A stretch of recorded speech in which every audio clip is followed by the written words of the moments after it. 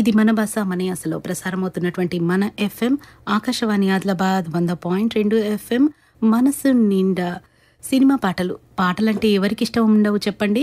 మనం పుట్టిన దగ్గర నుంచి మనం కోరుకున్నంత వరకు పాటలు వింటూనే ఉంటాం. పాటలతోటే మన జీవితం కొనసాగుతూ ఉంటుంది. మరి సినిమా పాటలంటే ఇష్టం ఉండి సినిమా పాటల్ని రాస్తూ వాటిపై పరిశోధన చేస్తున్నటువంటి ఒక వ్యక్తి ఉన్నారు. హైదరాబాద్ నిజాం కాలేజ్లో ప్రొఫెసర్గా పనిచేస్తున్నటువంటి శరత్ చంద్ర గారు ఇప్పుడు మనతో పాటు ఫోన్ లైన్లో ఉన్నారు. తనతో మాట్లాడదాము. హలో, శుభోదయం అండి. శుభోదయం మేడం. రేడియో శ్రోతలందరికీ నా నమస్కారాలు. మీకు కూడా సార్ ప్రత్యేక ధన్యవాదాలు టైం కేటాయించి మరి మాతో మాట్లాడుతున్నందుకు. సార్ చెప్పండి, ఈరోజు సినిమా పాటలంటే ఇష్టం లేని వాళ్ళు ఎవరు ఉండరు. ప్రత్యేకంగా సినిమా పాటలంటే మీకు అంత ఇష్టం ఎందుకు ఏర్పడ్డది? మొదటగా అది చెప్పండి. మేడం, చిన్నప్పటి నుంచి అంటే మా నాన్నగారు తిరునగరి శ్రీనివాస స్వామి గారు కవి, గీత రచయిత. దానివల్ల నాన్నగారు వెళ్ళేటువంటి ప్రతి సాహిత్య కార్యక్రమానికి నన్ను తీసుకెళ్లేవారు. సాహిత్యం పట్ల మక్కువ ఏర్పడింది. అక్కడికి చాలా మంది సుద్దాల అశోక్ తేజ గారు, డాక్టర్ సి నారాయణ రెడ్డి గారు లాంటి పాటల రచయితలు వచ్చేవారు. వాళ్ళ పాటల్ని వింటూ, వాళ్ళ మాటల్ని వింటూ నాకు పాట మీద, సాహిత్యం మీద ఒక ఆసక్తి అనేది కలిగింది.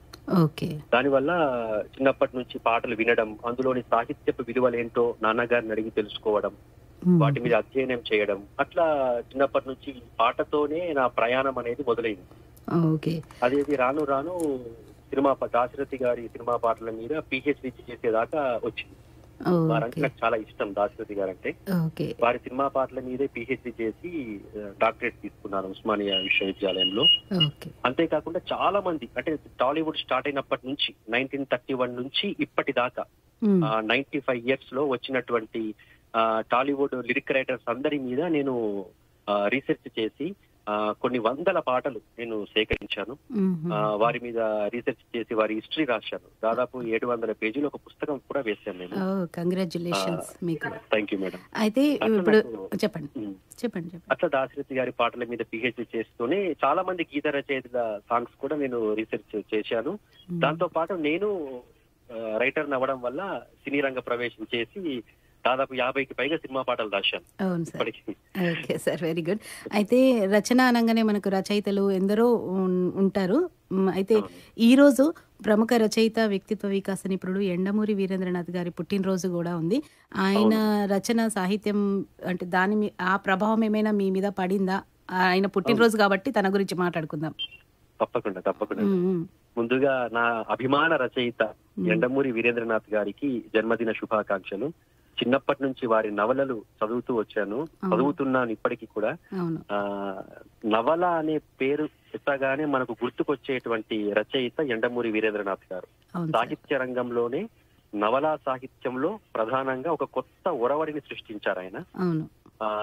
నవల అంటే చాలు మనకు యండమూరి గారు గుర్తుకొస్తారు. ఎందుకంటే సినిమాల్లో కూడా అండి చాలా పాటల్లో ప్రేమ పాటలు కావచ్చు, ఎలాంటి పాటలైనా గానీ నువ్వు శ్రీశ్రీ కవితవా, ఎండమూరి నవలవా అని ఇట్లా పోలికలు చెప్తుంటారు ఏది పాటల్లో. అంటే మనము ఏదైనా పోలిక చెప్పాల్సి వస్తే కూడా ప్రకృతి పరంగా కావచ్చు, ప్రేమ పరంగా కావచ్చు, ఎండమూరి గారి నవలను మనం ఒక ప్రతీకగా, ఒక సింబల్ గా తీసుకున్నటువంటి స్థాయికి వారు ఎదిగారు. ఎందుకంటే ఎండమూరి గారు నవలల్లో చేసేటువంటి ప్రయోగాలు ఎట్లా ఉంటాయంటే పాత్రతో పాటు పాత్ర మనస్తత్వాన్ని కూడా చాలా లోతుగా చిత్రీకరిస్తారు. వారి నవలలు చదువుతుంటే చాలా ఆలోచనాత్మకంగా అనిపిస్తుంటుంది. వారి ప్రసంగం, వారి స్పీచ్ విన్నా కూడా చాలా ప్రభావవంతంగా ఉంటుంది. వారి ఒక మాట విన్నా గానీ చాలా స్ఫూర్తిదాయకంగా ఉంటుంది. పర్సనల్ గా, వ్యక్తిపరంగా ఎప్పుడైనా మీరు కలిసారా తనని? కలిశాను మేడం. ప్రత్యేకంగా మీకు చెప్పాల్సిన విషయం కూడా ఏంటంటే, నేను బాసరా IIITలో అసిస్టెంట్ ప్రొఫెసర్ గా పనిచేస్తున్నప్పుడు విద్యార్థులకి మోటివేషనల్ క్లాస్ కోసమని వారిని మేము గెస్ట్ గా పిలిచాము, యండమూరి వీరేంద్రనాథ్ గారిని. వారు వచ్చారు, పిల్లల్ని ఉద్దేశించి దాదాపు 2 గంటలు వారు స్పీచ్ ఇచ్చారు. వారిని చాలా దగ్గరగా కలుసుకొని ఒక 45 నిమిషాలు వారితో మాట్లాడేటువంటి అవకాశం, అదృష్టం మాకు కలిగింది. వారి నవలలు కూడా చాలా ఇచ్చారు, చాలా సూచనలు, చాలా బ్లెస్సింగ్స్ ఇచ్చారు. నా పుస్తకాలు కూడా వారికి ఇచ్చి నేను ఆశీర్వాదం తీసుకున్నాను. చెప్పారు ఎట్లా ఉంది పరిస్థితులు, ఎట్లాంటి రచనలు వస్తే యువత బాగుపడతారు, యువతను ఉత్తేజితం చేయాలంటే ఎట్లాంటి నవలలు రాయాలి, ఎట్లాంటి రచనలు చేయాలనేది మ్మ్. చాలా విషయాలు చెప్పారు. మ్మ్. ఆ, ఇప్పటికీ వారు చాలా నవల మంది యువత రచయిత అతను రాసిన విజయానికి 5 మెట్లు అలాంటి అవునండి పుస్తకాలు చదువుతూ ప్రేరణ పొందుతారు కూడా. పొందుతారు. అది. లోయ నుంచి శిఖరానికని వారు ఒకటి మోటివేషనల్ ఒక నవల ఉంటుంది. మ్మ్.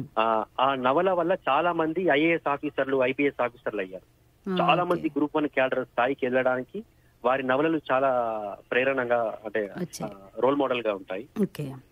ఒక అంటే మోటివేషనల్ అనే కాదు, వారు నవల రచయిత గాను, అంతేకాకుండా మంచి స్పీకర్ గాను అవును. చాలా ఆ. మంచి స్థాయిలో ఉన్నటువంటి ఇప్పటికీ రచయిత. శిక్షణను ఇస్తున్నారు కూడా కదా చాలా అవును, మందికి. చాలా కాలేజెస్ లో, యూనివర్సిటీస్ లో, పెద్ద పెద్ద యూనివర్సిటీస్ లో కూడా అదే వాళ్ళు చెప్తుంటారు. ఇంకోటి శిక్షణ కూడా అంటే స్పెషల్ క్లాసెస్ కూడా ఇస్తుంటారు. అదే వారి నవలలండి ఒకప్పుడైతే మెగాస్టార్ చిరంజీవి గారు అంటేనే ఎండమూరి గారి నవలనే చిరంజీవి గారి సినిమా. అని. చాలా ఇప్పుడు మనకు రాక్షసుడు, అభిలాష, అవును. ఈ సినిమాలన్నీ కూడా స్టువర్టుపురం పోలీస్ స్టేషన్ అవును. చాలా అది వారి ఉన్నాయి. డైరెక్షన్ చేశారు, అవును, వాళ్ళ నవలలన్నీ కూడా సినిమాలుగా రూపొందించబడ్డాయి. అవును. రూపొందించబడ్డాయి. అన్ని ఓకే దాదాపు సార్. ఎక్కువ హిట్ అయిన సినిమాలన్నీ కూడా ఎండమూరి గారి నవలలే.